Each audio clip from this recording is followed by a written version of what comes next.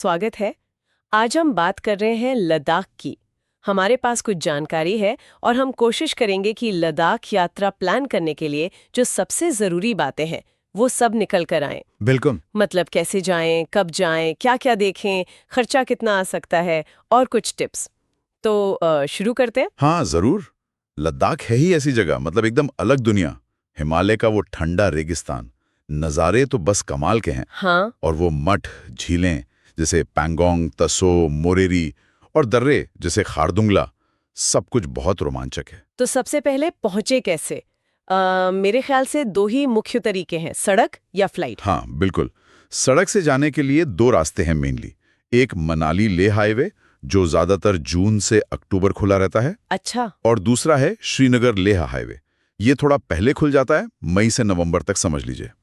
आप shared cab ले सकते हैं, अपनी गाड़ी से जा सकते हैं, या फिर सरकारी बसें भी चलती हैं, जैसे एचआरटीसी या जेकेएसआरटीसी की। लेकिन सड़क यात्रा सुनने में जितनी रोमांचक लगती है, शायद उतनी ही मुश्किल भी हो सकती है। मौसम वगैरह का चक्कर। हाँ, ये बात बिल्कुल सही है।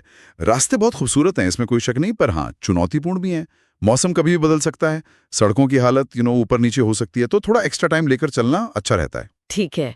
और हवाई रास्ता? हवाई रास्ते से तो आसान है। लेह में एयरपोर्ट है, कुशोक बकुला रिम्पोची एयरपोर्ट। दिल्ली, मुंबई, श्रीनगर से सीधी फ्लाइट्स मिल जाती हैं। अच्छा। हाँ, ट्रेन से डायरेक्ट कनेक्टिविटी नहीं है। सबसे पास का स्टेशन जम्मू तवी है, लेकिन वो भी लेह से मतलब करीब 700 किलोमीटर दूर है, तो वो उतना प्रैक्टिकल नहीं है। समझ गई। तो मान लीजिए हम ले पहुंच गए, चाहे फ्लाइट से या सड़क से। सबसे पहली चीज क्या ध्यान में रखनी है? मैंने सुना है ऊंचाई का कुछ मसला होता है। हाँ, बिल्कुल। ये सबसे जरूरी बात है, एक्लिमेटाइजेशन, यानी शरीर को ऊंचाई के हिसाब से ढालना। लेह काफी ऊंचाई पर है, तो पहुंचते ही पहले दिन मतलब पूरा आराम करना है, कोई भाग दौड़ नहीं। बिल्कुल नहीं। नहीं, बिल्कुल नहीं। ये एल्टीट्यूड सिकनेस ने ऊंचाई की बीमारी से बचने के लिए बेहद जरूरी है। इसे हल्के में नहीं लेना चाहिए। अच्छा। और इसके लिए कुछ और टिप्स, जैसे पानी वगैरह? हाँ, पानी खूब पीना है, हाइड्रेटेड रहना बहुत जरूरी है। और शुरू के दिनों में स्मोकिंग या अल्कोहल से बचना चाहिए। डॉक्टर की सलाह पर कुछ लोग डायमॉक्स जैसी दवा भी साथ रखते हैं। ठीक है। तो मतलब प्लानिंग में पहले दिन का आराम शामिल करना ही करना है। अच्छा, अब घूमने के लिए सबसे अच्छा टाइम कौन सा है? देखिए, अगर आपको घूमना है, बाइक चलानी है, झीलें देखनी है, तो मई से सितंबर का टाइम बेस्ट माना जाता है। मौसम अच्छा रहता है। बाइकर्स के लिए खास तौर पर कह सकते हैं मध्य जून से जुलाई सबसे बढ़िया है, जब रास्ते बिल्कुल साफ होते हैं। और सर्दियों में सुना है चादर ट्रैक होता है। आम सर्दियों में मतलब दिसंबर से फरवरी चादर ट्रेक बहुत फेमस है। जमी हुई जांस्कर नदी पर चलना होता है, पर उस समय ठंड बहुत ज्यादा होती है, मतलब जबरदस्त। तो वो एक अलग ही तरह का एडवेंचर है, सबके लिए नहीं है शायद। अच्छा।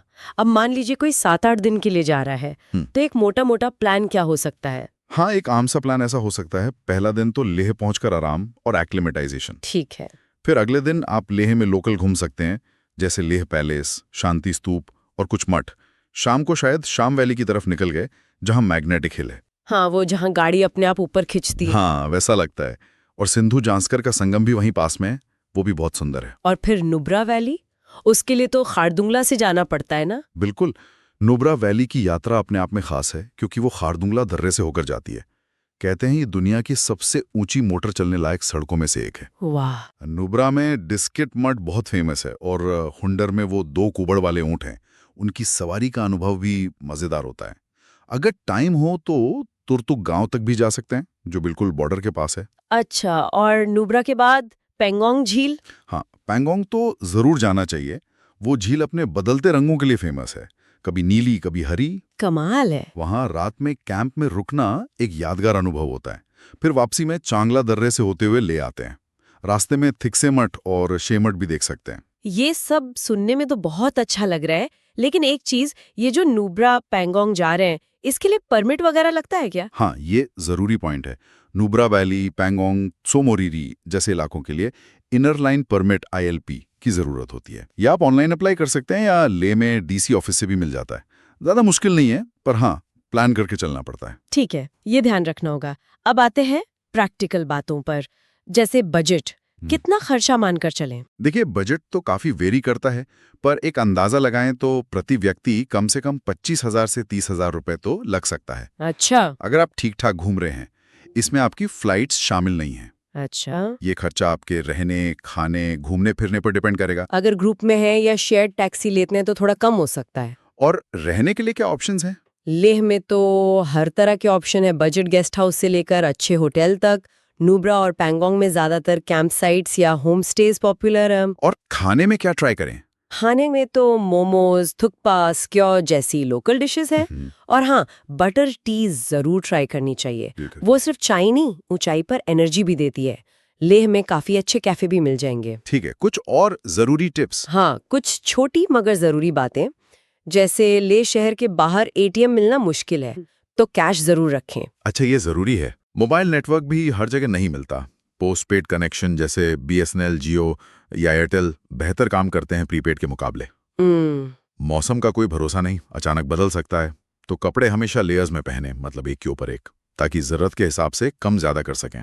गर्म कपड़े जरूरी हैं, चाहे गर्मी में ही क्यों ना जा रहे हों। सही बात है। और अगर खुद गाड़ी चलाकर जा रहे हैं तो एक्स्ट्रा फ्यूल रखना बहुत जरूरी है, क्योंकि पेट्रोल पंप बहुत दूर दूर पर हैं। हाँ, ये तो बहुत जरूरी पॉइंट है। और सबसे आखिर में पर सबसे जरूरी, ये जगह बहुत खूबसूरत और नाजुक है, तो प्लीज प्लास्टिक का इस्तेमाल कम से कम करें, कचरा ना फैलाएं और वहां की संस्कृति और प्रकृति का सम्मान करें। बिल्कुल। तो कुल मिला के कहें तो लद्दाख एक कमाल का अनुभव है। शानदार नज़ारे, एडवेंचर सब कुछ है, लेकिन इसके लिए प्लानिंग अच्छी चाहिए, खासकर ऊंचाई के लिए तैयारी और बाकी लॉजिस्टिक्स का ध्यान रखना बहुत जरूरी है। हाँ बिल्कुल, और जिम्मेदारी से घूमना बहुत जरूरी है, ताकि ये खूबसूरती ऐसी ही बनी रहे। सही कहा। आखिर में बस एक सवाल छोड़ जाते हैं सोचने के लिए। लद्दाख के वो नज़ारे, वो शांति किसी इंसान को अंदर से कितना बदल सकती है? शायद इसका जवाब तो वहीं जाकर ही मिलेगा।